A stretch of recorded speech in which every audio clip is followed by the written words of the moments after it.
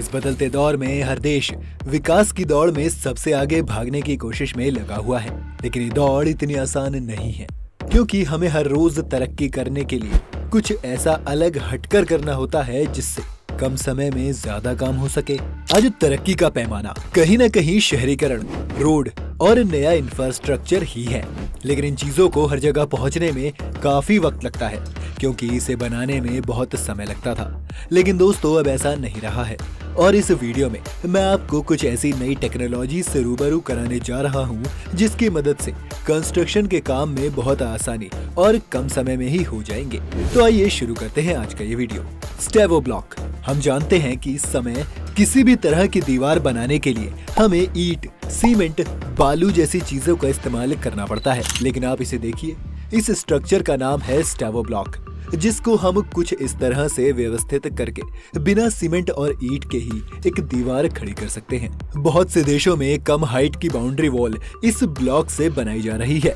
इसे आपस में एक दूसरे के साथ लगाकर खड़ा कर देते हैं और इस दीवार को और मजबूती देने के लिए इन खाली जगहों में बजरी डाल देते हैं, जिससे कि दीवार को मजबूती मिल सके, और फिर खुले हुए हर हिस्से को कुछ इस तरह से बंद कर देते हैं। क्यों, हो गई ना दीवार तैयार।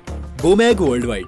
इस रोड रोलर को ध्यान से देखिए, ये लोग इस रोलर के ऊपर ये शीट अलग से लगाकर बोल्ट की मदद से कस रहे हैं। इस शीट में उभरे हुए ये नुकीले स्ट्रक्चर को आप इग्नोर मत कीजिएगा, क्योंकि इस पूरी तकनीक में यही सबसे ज्यादा इम्पोर्टेंट है। तो अब आप शायद पूछ ले कि इन नुकीले स्ट्रक्चर का क्या होगा, क्या इनसे जमीन खोदी जाएगी? तो कुछ ऐसा ही समझ लीजिए। दोस्तों, जब भी कोई स्टेडियम या एयरपोर्ट जैसी बड़ी जगहों पर भारी मैदान या रनवे का निर्माण होता है तो इस बोमैग का इस्तेमाल होता है। इसका इस्तेमाल इसलिए करते हैं ताकि जमीन में मौजूद किसी भी तरह की एयर को निकाला जा सके, जिसके कारण बाद में रनवे या मैदान बन जाने के बाद कहीं भी किसी तरह का कोई क्रैक ना आए। प्यूरेटेक पोलैंड। ये देखिए जादू, ये लोग जो एक छत पे खड़े होकर अपने छोटे से सिलेंडर से कुछ स्प्रे कर रहे हैं, और ये कितनी ज्यादा मात्रा में फोम की तरह फैलता जा रहा है। जी हाँ दोस्तों, ये एक वैज्ञानिक जादू ही है। असल में ये एक ऐसा केमिकल है जिसे जैसे ही बाहर निकाल रहे हैं वो ऐसे फोम में बदल रहा है। ये लोग इस खुली हुई घर की छत पर ऐसा इसलिए कर रहे हैं क्योंकि इस तकनीक की मदद से बड़ी आसानी के साथ घरों की थर्मल प्रूफिंग की जा सकती है, क्योंकि ये फोम एक बार बन जाने के बाद मिटता नहीं है और ज्यादा गर्मी और ठंड दोनों से ही घर को बचाता है। लेकिन आप देख सकते हैं कि कैसे ये लोग इस केमिकल को बड़ी ही सावधानी के साथ इस्तेमाल कर रहे हैं, क्योंकि अगर जरा सा भी केमिकल उनके शरीर में गया तो वो ऐसे ही फॉर्म की तरह उनकी बॉडी में भी फैलने लगेगा, और ऐसी कंडीशन में जान भी जा सकती है। तो इस काम को बड़ी ही सावधानी के साथ अंजाम दिया जाता है। Concrete tool rattle stick. दोस्तों, आप वाइपर जैसे दिखने वाले इंस्ट्रूमेंट को गौर से देखें, क्योंकि कहीं न कहीं आपने भी रोड या छत बनते हुए जरूर देखा होगा, जिसमें ज्यादातर हाथ से ही मिस्त्री इस तरह के छत या फर्श या रोड को बनाने का काम करते हैं। लेकिन आज से रैटल स्टिक की मदद से बड़ी आसानी से बहुत कम मेहनत में ही इन कामों को कुछ इस तरह से अंजाम दिया जा सकता है। इसका एक और फायदा ये भी है कि जब हमें छत, रोड या फर्श बनानी होती है तो हमें कभी न कभी ढलान भी बनाना होता है, जिससे कि पानी बड़ी आसानी से निकल जाए। लेकिन हाथ से ऐसा ढलान बनाना बड़ी मुसीबत होती है और समय भी बहुत लगता है। लेकिन इस स्टिक में लगे मोटर की मदद से हम अपना मनचाहा ढलान किसी भी रोड, फर्श या छत पर बना सकते हैं। मीमल फ्लूट्रा।